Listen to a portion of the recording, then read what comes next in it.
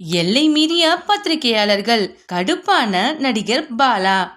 மலையாள நடிகரான பாலா 3 திருமணம் பண்ணிருக்கிறது நம்ம எல்லாருக்கும் தெரிஞ்ச விஷயம்தான். நடிகர் பாலா தமிழ் படமான அன்பு, அம்மா அப்பா செல்லம், வீரம் உள்ளிட்ட படங்கள்ல நடிச்சிருக்காரு. பாடகி அம்ருதாவை காதலிச்சு திருமணம் பண்ண பாலா இவரு அதன் பிறகு கருத்து வேறுபாடுனால அவங்கள பிரிஞ்சிட்டாரு.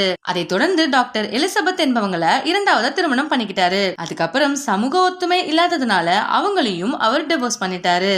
இப்படி 2 திருமணம் பண்ணியும் அவங்க 2 பேரையும் பிரிஞ்சு வாழ்ந்துட்டு இருந்த பாலா கடைசி காலத்துல தனக்குன்னு ஒரு துணை வேணும்னு ரீசெண்டா உறவினரின் பொண்ணான கோகிலாங்கிறவங்கள திருமணம் பண்ணிக்கிட்டாரு. அதை தொடர்ந்து பத்திரிகையாளர்கள் இந்த கோகிலா ஒரு வேலைக்காரியினும் வேலைக்காரியின் மகள்னும் விமர்சிச்சுட்டு வந்தாங்க.